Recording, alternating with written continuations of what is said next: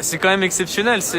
On a pris aujourd'hui les forces militaires pour pouvoir s'occuper des sentinelles, pouvoir prendre plus de CRS ici. C'est une escalade de la part du gouvernement et d'ailleurs nous on a signé un texte avec une trentaine d'organisations en appelant à la désescalade. On ne pouvait pas ne pas venir ici et d'ailleurs beaucoup de lycéens ont continué de rejoindre parce que finalement nous le mouvement qu'on a porté en décembre, il porte exactement la même chose que les gilets jaunes, c'est-à-dire plus de justice fiscale, plus de justice sociale et surtout un peu de responsabilité de la part du gouvernement. Donc on est là en soutien parce que surtout on a un gouvernement qui a joué le pourrissement comme avec le mouvement lycéen et on voit que finalement il disait acte 3 le mouvement s'essouffle, acte 4 le mouvement s'essouffle, acte 5, acte 17 et puis finalement aujourd'hui ils envoient l'armée donc finalement on voit que ils sont complètement contradictoires dans leur discours. Donc nous on est ici pour soutenir parce que aujourd'hui il faut soutenir toutes les initiatives contre la politique du gouvernement. Alors convergence des luttes, on pourrait dire un peu ça entre les étudiants et les gilets jaunes.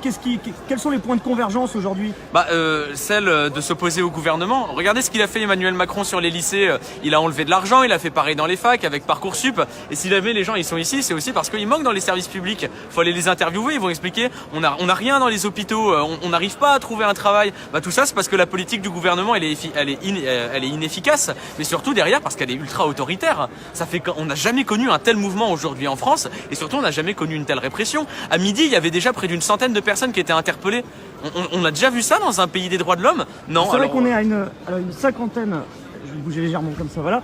Une cinquantaine d'interpellations à peu près, il y a eu 5000 personnes contrôlées. Est-ce que vous, par exemple, vous avez été contrôlé depuis Non, là pour le moment, j'ai pas encore été contrôlé, mais parce qu'il y a beaucoup de monde, donc si jamais ils devaient contrôler tout le monde, ça mettrait du temps. Après, la manifestation se passe bien, mais ce qu'on voit souvent sur les manifestations sur Paris, c'est que la police joue à un jeu dangereux et tente des provocations, et donc on espère que va pas y avoir de casse, parce que nous, on n'appelle pas à ça. On voit que c'est les mouvements pacifistes qui fonctionnent le mieux, comme ceux qu'il y a derrière, mais après, l'escalade du gouvernement, elle est là, et puis ils vont pas arrêter de la jouer, donc nous, on la condamne et on fera tout pour l'éviter. On peut le faire en marchant, je vais descendre de mon point haut parce que je voulais montrer un peu le cortège. C'est encore en train de passer sous mes yeux actuellement, ça fait à peu près 7 minutes qu'on est en direct, donc c'est un cortège qui est au moins étendu sur plusieurs centaines de mètres. On n'a pas encore de chiffres à vous communiquer pour l'instant, mais voilà, il y a une mobilisation qui se déroule actuellement dans le calme dans les rues de Paris.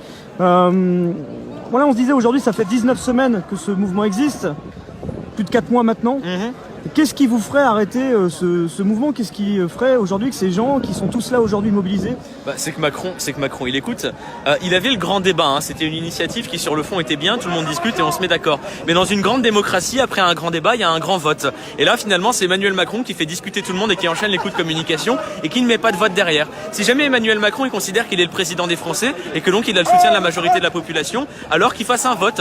C'est tout ce qu'on demande à Emmanuel Macron. C'est juste de regarder ce que dit la population française et surtout que les jeunes puissent y participer. Parce qu'on a vu que les jeunes, ils étaient particulièrement mobilisés, mais nous, 16 à 18 ans, on n'a pas le droit de vote. Donc c'est aussi un appel un appel envers Emmanuel Macron, le président des jeunes, qui finalement ne l'est pas du tout, et ça se voit à travers sa politique. On demande à ce qu'il fasse un grand vote, et surtout à ce qu'il écoute les jeunes. Les jeunes aujourd'hui, qu'est-ce qu'ils portent comme message? On parlait des points de convergence, mais qu'est-ce qui se passe aussi dans la situation des jeunes qui ferait que ça les pousserait à se mobiliser? Faut aller écouter les jeunes. Ce qu'ils disent, c'est je ne sais pas ce que je vais faire comme étude parce que je suis perdu. Ils se disent de toute façon, j'aurai pas de travail ensuite. On est ultra pessimiste pour l'avenir.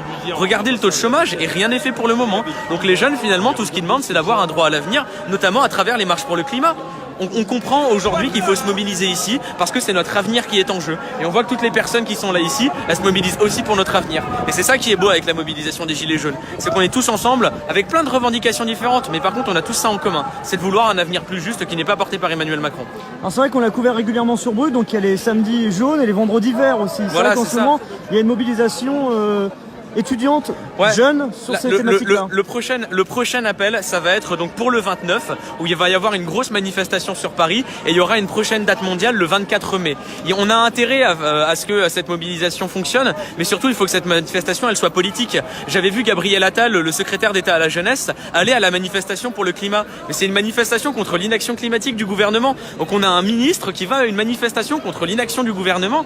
Ils sont complètement contradictoires. Ils ont pas volonté à écouter ce qui est ici. Ils ont juste volonté à faire de la communication et à essayer de se rassurer eux-mêmes. Donc pour nous, fin du monde, fin du mois, même combat, et c'est le sens de notre présence ici. Alors comment réussir justement cette transition écologique? On voit justement que le mouvement des Gilets jaunes, il est né justement d'un ras-le-bol fiscal, notamment sur la hausse des prix du carburant.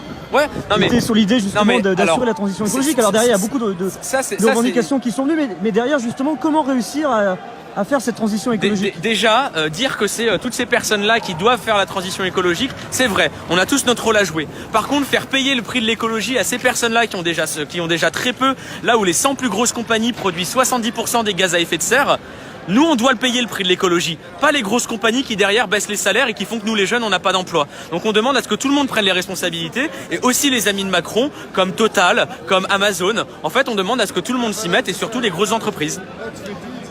Là aujourd'hui, donc cette mobilisation, elle se déroule dans le calme. On parle justement d'une manifestation qui est déclarée. Alors on sait qu'il y a beaucoup de personnes qui réfléchissent à la suite pour ce mouvement, pour se mobiliser peut-être même en dehors des samedis.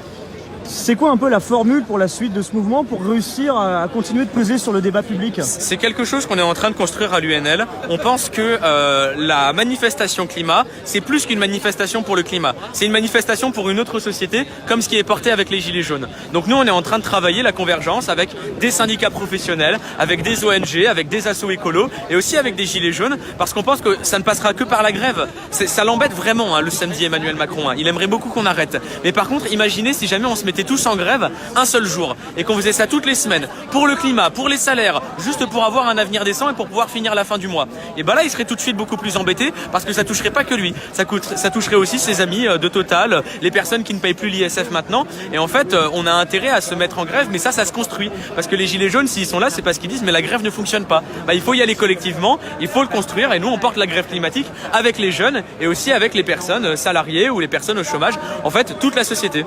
C'est-à-dire que l'idée de la grève générale, c'est quelque chose d'important, voir les lycéens on sait que par exemple début décembre il y a eu un mouvement de blocus, il y a eu parfois aussi plusieurs tentatives de bloquer des points importants de l'économie, mais ce serait l'idée que les salariés se mettent en grève, c'est ça? Je pense que c'est aujourd'hui le seul moyen qu'on a de pouvoir de sortir de tout ça.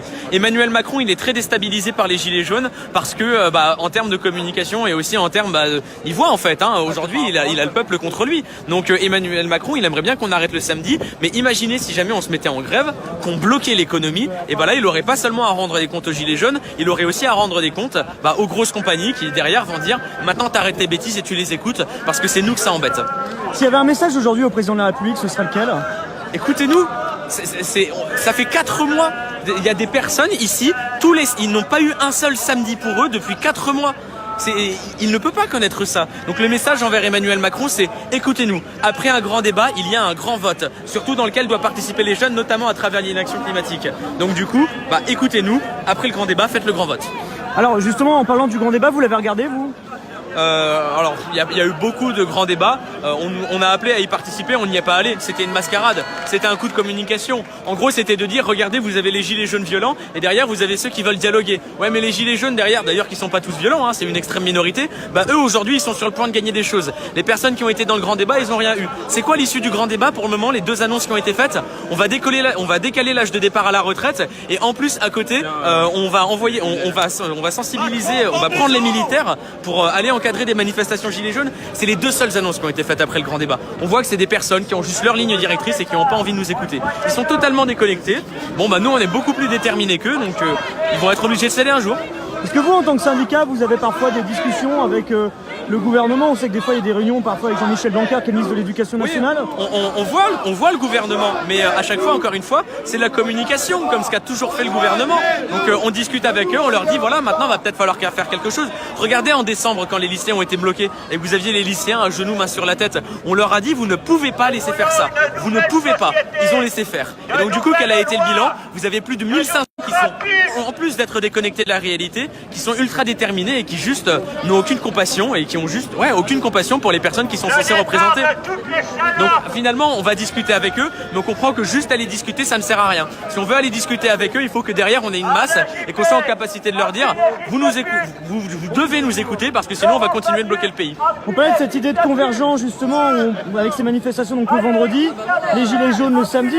Est-ce que l'idée ce serait de réussir à l'ensemble des étudiants qui manifestent pour le climat le vendredi, les gilets jaunes le samedi, et de les retrouver ensemble sur des dates communes. Je pense que c'est l'intérêt. Je pense que, encore une fois, il va falloir poser des dates de grève. Mais on ne peut pas faire la grève pendant 2 semaines de suite. Hein. Si les gens sont là ici, c'est parce qu'ils n'arrivent pas à boucler la fin du mois. C'est pas pour que pendant 2 semaines, il n'ait pas de salaire. Il va juste falloir poser des dates fixes où on va être très nombreux, on va être déterminés. Mais maintenant, il va falloir poser des stratégies claires. Alors, c'est ça la force du mouvement, hein, c'est qu'il n'a pas de représentant et c'est difficile de poser une stratégie. C'est pour ça que ça déstabilise le gouvernement. Mais je pense que maintenant, il va falloir poser une ligne directrice et qu'on s'y mette tous ensemble, que ce soit les jeunes pour le climat, que ce soit les gilets jaunes, que les gilets jaunes rejoignent les jeunes et que les jeunes rejoignent les gilets jaunes, et puis que finalement derrière on dise à Macron, mais il va falloir que tu nous écoutes.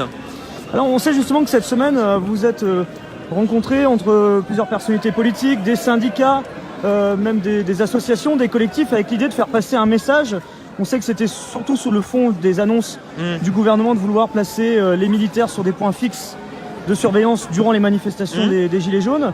L'idée, c'était vraiment de faire passer un message fort du gouvernement. Oui, alors déjà le gouvernement qui dit « Ne vous inquiétez pas, les militaires restent sur Sentinelle. On demande juste aux militaires d'aller de gérer Sentinelle pendant que les policiers viennent gérer la manifestation. » Mais juste, regardez autour. Vous avez tout Paris là qui est dans la rue. Et qu'on n'aille pas me faire croire que vous n'allez pas avoir un gilet jaune qui va se retrouver en face d'un militaire. C'est complètement irresponsable de leur part. Parce que ils tentent de trouver des petites solutions, ils tentent de grappiller, mais derrière, elle est où l'issue pour nous en fait? Est-ce que c'est ça qu'on demande? C'est d'être encadré par des militaires pendant qu'on fait des manifestations et qu'on ne gagne rien? Donc on voit qu'il y a une montée de l'escalade et surtout qu'ils restent sourds. Donc nous en fait on a voulu faire passer un message avec différentes organisations politiques, syndicats, associations, et on a voulu dire faites la désescalade. Non seulement la désescalade elle doit passer par la fin des violences policières, par surtout la fin de la criminalisation des manifestants, parce que on a quand même eu un moment des titres sur les journaux en disant est-ce que Nicole et Drouet devraient aller en prison? Mais est-ce qu'on peut dire à des personnes qui se mobilisent qu'ils devraient aller en prison parce qu'ils portent des revendications? Donc il faut qu'ils arrêtent de criminaliser et surtout il faut qu'ils nous écoutent. Parce qu'ils se sont dit, allez, au bout de 2-3 semaines, ça va s'arrêter. Là, ça fait 4 mois. Et si jamais il faut encore être là dans 8 mois, on sera encore là dans 8 mois. Parce que nous, derrière, c'est une question de vie, en fait. Une question de vie, c'est ça? Alors, pour 2 raisons. Non seulement c'est une question de vie ou de mort sur la question de l'avenir climatique, parce que si on dépasse les 1,5 degrés, on est tous foutus. Mais c'est aussi une question de vie parce que derrière, je peux le dire, hein, mes parents aussi, ils n'arrivent pas à boucler la fin du mois. Et j'ai plein d'amis qui n'arrivent pas à boucler la fin du mois, et on peut parler aux gilets jaunes, ils n'arrivent pas à boucler la fin du mois. Il n'y a rien de plus fort et déterminé que quelqu'un qui a faim. Et ça, Emmanuel Macron, qui n'a jamais eu faim d'ailleurs, il va falloir qu'il le comprenne. Quand on est étudiant, justement, on a rencontré beaucoup de gilets jaunes, des jeunes qui nous disaient voilà les difficultés pour rentrer dans la vie professionnelle quand on est étudiant, quand on a même parfois beaucoup de diplômes. C'est aujourd'hui une grande réalité, la précarité des étudiants. Vous pouvez prendre n'importe quel jeune. La première de nos inquiétudes, c'est est-ce que j'aurai un taf plus tard?